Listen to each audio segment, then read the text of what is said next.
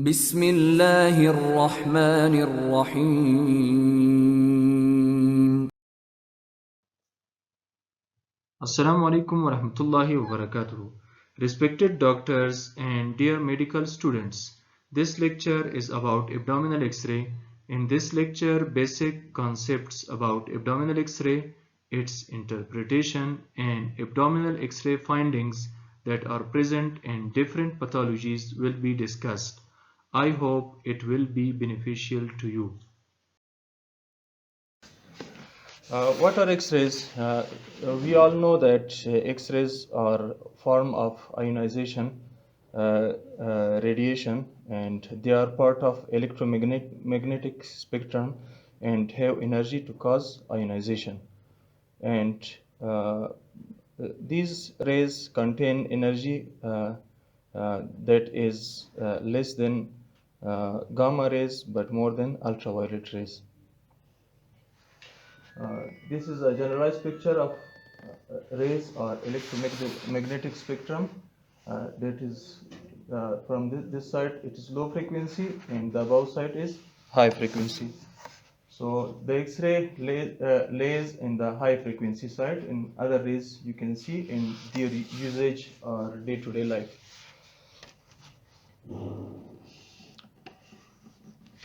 The spectrum of tissue different densities that is seen in a conventional radiograph. We just talk briefly about it. The first thing is air or gas, which looks black, and the second is fat, which looks dark gray in X-ray, like subcutaneous fat or peritoneal fat. And the third thing is soft tissue or fluid, which looks light gray. For example, solid organs, liver, spleen, and muscles, bowel wall, or fluid collection. The fourth one is bone, which looks off-white, and the fifth one is contrast materials or some metallic foreign bodies or metals which seem bright white. So these are the five different densities that can be seen in a conventional X-ray, and that would be a guide for us for interpreting an X-ray. Oh, the important thing is indication. What is the indication for abdominal X-ray? If you see the list, all of the indications are mostly related to surgery. If you see, the first one is suspected bowel obstruction, suspected perforation, moderate to severe undifferentiated abdominal pain, suspected foreign body and renal tract calculi, when we are doing follow-up or when we are doing the primary diagnosis. So these five main indications are present in abdominal X-ray. There are some conditions in which abdominal X-ray is not recommended, but in foreign countries, as this text is taken from foreign texts, especially American literatures, there are the availability of CT scan, because we do not have CT scan access easily, the CT scan, so sometimes we use abdominal X-rays instead of CT scan here. Abdominal trauma, so the choice is CT scan. Right upper quadrant, abdominal pain, we know the choice is abdominal ultrasound, not X-ray. Suspected intra-abdominal collection, the CT scan of abdomen is the choice, but we can use ultrasound also. Acute upper GI bleeding, so endoscopy. A suspected intra-abdominal malignancy, CT scan of abdomen, and constipation. There is an exception in constipation. If you want to see the extent of fecal impaction, so we can use X-ray for that purpose. But for the diagnosis of constipation, just we diagnose clinically. There is no need for X-ray. So these are important points in recommending an X-ray. What are the X-ray views? The main X-ray view, as you know better, that in abdominal X-ray it is AP, anterior posterior. So if otherwise not stated, we should consider an abdominal X-ray always taken AP. This is AP position for taking abdominal X-ray. And other views are erect abdominal X-ray. The patient stands upright. It is the previous position is used for gases, fluid, air fluid levels, free air. It is the left lateral decubitus abdominal X-ray when the patient is bedridden. So we can use this position, this view, and also in children for diagnosing free ears or perforation of viscus, we can use this. The erect chest X-ray, it is always used in diagnosing the free air under diaphragm, so it is also important. So what about the radiograph quality? First of all, when you see a chest X-ray, it is very an abdominal X-ray or every X-ray, it is very important to assess the quality of the film which is taken. There are two main points in assessing it. One is inclusion and the another is exposure. What should be included in this? From bilateral hemidiaphragm to symphysis pubis, all the abdomen should be included. In inclusion, the liver, spleen, lateral abdominal walls, and symphysis pubis should be clearly seen. It is very important for an abdominal X-ray. Another thing is exposure. Exposure, it refers to the number of rays which the patient faces. If the number of rays are smaller or it is less, the X-ray may appear white or lighter. But if the number of rays is in large number, the X-ray is seen darker. It is a lighter X-ray where the number of rays are less. So it is very important to understand the right exposure of X-ray, that the spinal column should be clearly seen in an abdominal X-ray. So another thing is right and left. It is very important when you see an X-ray like an ultrasound image, your right side is the left side of the patient and the left side is the right side of the patient. It is important. Including that parts which we mentioned from hemidiaphragm to symphysis pubis, there should be 4 quadrants seen and 9 regions of abdomen should be clearly seen. I'm going through fast a little bit because the time is less and we should cover all the presentation. If there is something, you can have a review back. Normal anatomy for viscera, we can see in the picture, you can see the liver in the right side and the left side spleen and pancreas. But the pancreas is normally not visualized. A normal pancreas is not visualized on X-ray. In this picture, you can see there are numbers 1 and 2. These are kidneys. And suprarenal glands 7 and 8, but they are not visualized. We just suppose to have their position in mind. And number 9, it's gallbladder. It is also not visualized. 3 and 4 are the ureters, which are also not visualized, but we should consider their position. Where is their position? The number 5 is urinary bladder, and number 6 is the gas which is present in rectum. This can be expected from an abdominal X-ray according to the viscera. So skeletal structures, number first the 12th rib, number 2 psoas outline. You can see here the psoas muscle, these lines. The psoas outline should be seen in a normal X-ray. If there is any psoas abscess or any retroperitoneal hematoma, this density may not be present in that X-ray. So vertebral bodies, L3, the 3 is vertebral body, of the vertebra, and 5 is transverse process, 6 is spinous process. So sacrum, coccygeus, right hemipelvis, femur, and right and left femurs. They can be seen easily in abdominal X-ray.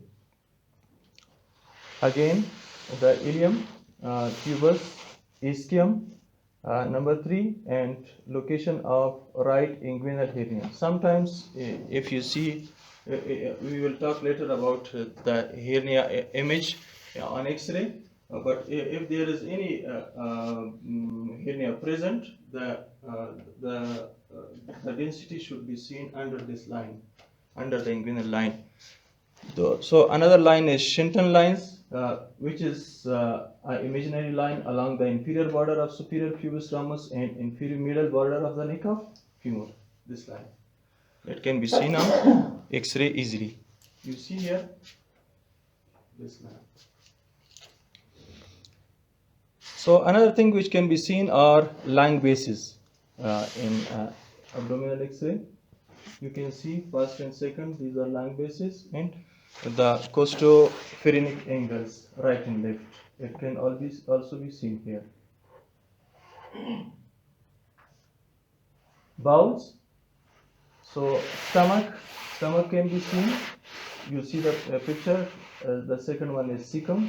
Ascending colon, hepatic flexure. Hepatic flexure is in the right side, adjacent to the liver. And transverse colon, the fifth one. Sixth one is splenic flexure of colon, descending colon, and the number 8 is sigmoid colon. It can be seen in different varieties on abdominal X-rays. So now when we come to presenting an abdominal X-ray, it is very important to be systematic, to go systematic through to have a good conclusion from an abdominal X-ray. So, as I earlier said that we should always consider an abdominal X-ray in AP supine position if it is not stated otherwise. So the first thing is the type of radiograph, the patient name, the date on which radiograph was taken. It should be, and briefly after that assess the quality, as we told earlier, that we should see inclusion, that all the area from hemidiaphragm to symphysis pubis is included, and the second thing is exposure, that the spinal column is clearly seen. And the fifth one is run through A, B, C, D, E. So it is a good approach to assess an abdominal X-ray, and at the end, a short summary of the X-ray. So it is very important that always describe what you see on X-ray, and describe it like you are presenting it on a phone to someone, because what you see the others may not see, and you should always see an X-ray on the viewer, not to the limb, because you would just take 20% of the X-ray if you see it through a limb. These are three approaches which is used to interpret an abdominal X-ray. One is ABCDE, which is the easier, and we will describe it. The another is abdominal gaze pattern, psoas and renal shadows, liver and spleen, pre-peritoneal fat lines, abnormal calcification, and bony skeleton. So this approach can also be used. And the another is JCOS. This is gaze pattern, extra-abdominal gaze, calcification, and soft tissue masses. This approach can also be used for interpreting abdominal X-ray. So now we are coming for the easier approach that can be easily reminded. It is ABCDE. So it is the A is for air in wrong place, the B is for bowel, the C is for calcification, D is for disability, and the E is for everything else. So the A is for air in the wrong place. So we should look for air in the wrong place, that if there is no peritoneum present or not, or gas in the peritoneal cavity. So normally it can be seen on erect chest X-ray, in which we can see the diaphragm clearly. So you see here, this is diaphragm and this is the free air present in both sides. Sometimes it is also called crescent sign. So the main causes of pneumoperitoneum, perforated ulcer, perforated appendix or bowel, sometimes post-surgery and trauma. But remember, there is free gas after abdominal surgery or some traumas till 3 weeks. So if there is any abdominal surgery performed and you see free air or pneumoperitoneum on X-ray till 3rd week after post-operative or after surgery, so it is normal. Consider it normal. The another sign, what are the signs for the pneumoperitoneum? One was that the crescent sign. The another sign is regular sign or double wall sign. Here you can see, suppose this is a bowel loop. You can see here inside the lumen and outside the lumen, like this. Normally, if you see a bowel, you can see like this. But if it is like this and the both walls or the wall of the intestine is clearly seen, it means that there is a gas also inside the lumen and outside the lumen. So it is called double wall sign or regular sign, and it can be used in bedridden patients or severely ill patients who cannot take position, but we can give them decubitus position or left lateral position, and we can assume this sign. The another is gas outlining the liver. When gas is present on both sides of the intestinal wall, both sides of the liver, so it can be used as a sign for pneumoperitoneum. The another important sign is falciparum ligament sign. When you normally falciparum ligament is not seen in a normal abdominal anatomy, but if it is outlined with gas, so it can be easily seen. You see here, so there are gases present in both sides of the falciparum ligament. So it is also a sign of pneumoperitoneum.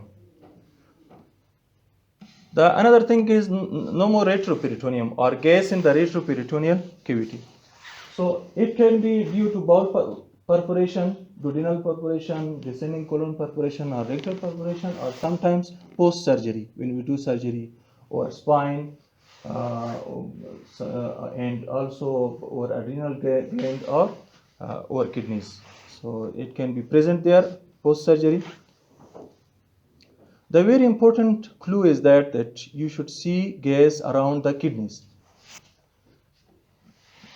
In the first picture, you see there is gas. There is gas around the both kidneys, and this is also highlighted in the second picture. You can see it is a pneumoretroperitoneum. Pneumobilia or gas in biliary tree. Post ERCP, sometimes during stenting, sometimes after biliary enteric anastomosis, infection or emphysematous cholecystitis, this can be present, and you see there is tree-like structure which starts at the helium of liver and go ahead. It is pneumobilia. Or the second picture, always when I bring the second picture, it is just highlighted for your information. Just portal vein gas. It can also be present in ischemic valves, necrotizing enterocolitis in infants, and severe abdominal sepsis. You can see the pneumobilia or gas and biliary tree. It was located centrally, but it is located in the peripheries of the. In the first picture, you can see in the liver. So it was air. The second is bowel. We see the bowels for what? For just the first one is look bowel for small bowel for dilatation. It can be due to mechanical obstruction or ileus. You know the difference between things. I will not go to the pathologies and causes of the disease, but just the radiographic manifestations. Obstruction in ileus appears somehow identical in small bowel. There are three radiographic changes. The first one is dilatation, more than 3 centimeter, central location. The picture we get is always located centrally, and valvuli conjunctivis, which is the mucosal fold of small intestine that can be seen. So the small bowel in its transverse diameter, as we earlier said, it is 25 mm to 30 mm. But if it is increased from 30 mm, it is abnormal or 3. You can see here it is dilated bowels because our guide, the good guide is vertebral body, because this size of vertebral body is about 4 centimeter, so we can compare it. It is a good guide for us, because sometimes the X-ray is not taken in full 100% zoom. It may be over zoomed or it may be under zoomed. So it is better to have a guide from the vertebral body, which is calculated 4 centimeter, and we can compare it to the bowels. This is also dilated small bowels. So if an obstruction patient in small bowel obstruction, what to expect in on abdominal X-ray? More than 2 air fluid levels. If air fluid, this is air fluid levels. This is air in the bowel, and under it is fluid, and this level is called air fluid levels. If we see more than 2 air fluid levels and they are located centrally, so it means there is obstruction in small bowels. The second one, the air fluid level is wider than 2.5 centimeter. If it is wider than 2.5 centimeter, so we can consider it is obstruction. And air fluid level differing more than 5 centimeter from 5 mm from each other. You see here it's small, but the above it is larger, so it differs from one another, so we can consider it small bowel obstruction.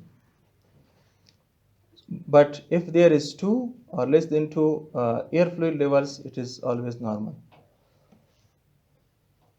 You can see it is called step ladder appearance like ladder, and it is strings of bead signs or strings of pearls.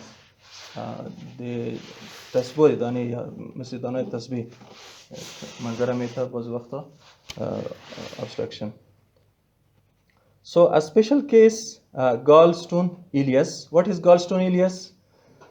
It is an uncommon mechanical type of small bowel obstruction, and sometimes due to adhesion of gallbladder to the duodenum wall, it is fistulized to the duodenal wall, and the stone passes and then causes obstruction. So there is a triad for diagnosing it in X-ray. It is a regular triad: pneumobilia, small bowel obstruction, and gallstone. It should be present. You see, pneumobilia is present, small bowel obstruction is present, and at the last there is a gallstone. So when we look for large bowel obstruction, the dilatation increased from 5.5 centimeter. Circumferential location or peripheral location, and haustra. You know that there are small pouches in the wall of large intestine, the tinea coli. They are shorter, and the colon itself becomes circulated. These are called haustra, and these haustras can be seen in the in the large bowels. The diameter of colon in the cecum should not be exceed from 8 centimeter, and and the remaining colon, it should not be more than 5.5 centimeter. Air fluid level should not be seen distal to hepatic flexure. If it is present distal to hepatic flexure, in transverse colon, in sigmoid colon, or descending colon, it shows obstruction or large bowel obstructions. But air fluid level proximal to hepatic flexure, like sometimes in every X-ray we can see in cecum, so it is normal. This is large bowel dilatation. So the another thing is volvulus. We should see for volvulus, it is twisting of bowel to its mesentery. So the first one is coffee bean sign. The loop which is twisted seems like a coffee bean, and generally lack of haustra and distension of the ascending transverse and descending colon. You can see here this sign that you can see it as sigmoid volvulus. So sigmoid volvulus is seen like a coffee bean. And cecal volvulus is seen like comma shaped. It is like comma shaped. In previous picture, you cannot see the haustras, but in cecal volvulus, you can see the haustras also. These lines, which can be seen, these are haustra-colized. So the another thing is dilated stomach. There are different causes of dilated stomach, but it can be seen on X-ray. It is an X-ray of dilated stomach. The full one you can see, the highlighted part also. So in acute gastric dilatation sometimes, but here are sometimes using mechanical ventilation, it can be present. There is another sign, double bubble sign, which can be seen in infant X-rays when there is a duodenal atresia, sometimes duodenal volvulus. It can be seen two bubbles. One bubble is stomach, the another is duodenum. There is a football sign. This also can be seen in infants when there is perforation. On AP X-ray, you can see the free airs and air fluid levels like a football. Hernia, as I earlier said, sometimes in inguinal hernia, while it is descending down, it can have the bowel which is inside the hernial sac can be seen below the level of inguinal ligament. So it is also important to see for bowel wall inflammation, and bowel wall thickening is present with thumb printing sign, and futureless bowel or lead pipe sign can be present. When there is any inflammatory disease on X-ray, there can be a thumb print. You can see this like you have printed your thumbs here. The colon, the bowels can be seen, and this is seen the lead pipe. Yes. And lead pipe is present mostly in the ulcerative colitis. It is a toxic megacolon. So what are the features? Large bowel dilatation, more than 6 centimeter, inflammatory sody polyps, thumb printing and mucosal edema may be present. And usually in this situation, the transverse colon is affected. So it is a picture of toxic megacolon. The another thing is fecal infection. We earlier said that there is one indication in constipation. If there is, we want to know about the extent of the fecal infection. So we can give an X-ray to a constipated patient. You can see the fecal mass inside the rectum. It is just highlighted here. See, calcification.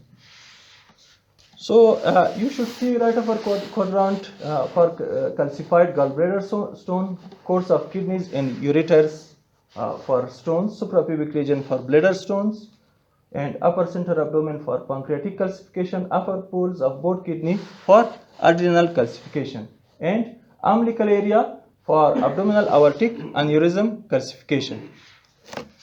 So this is a gallstone in the gallbladder, but as we know, the 10 to 15% of world population are having cholelithiasis, but just 20% of these stones are calcified, so they can be seen in X-ray, just 20%, and other 80% are not seen in X-ray.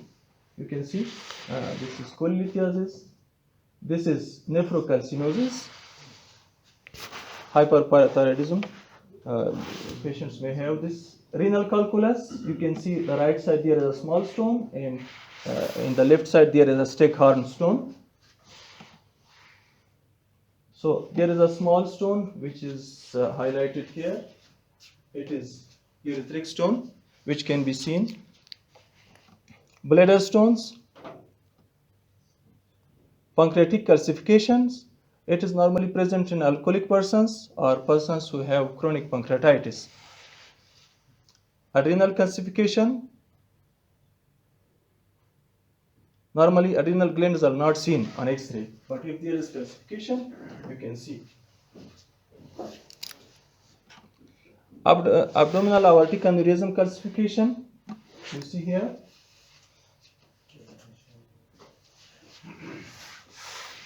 And fetus. In pregnant women, you know the X-ray is not indicated, but if it is taken, you can have picture like this. Costal cartilage calcification, sometimes it is present in old age persons. You can see these calcification.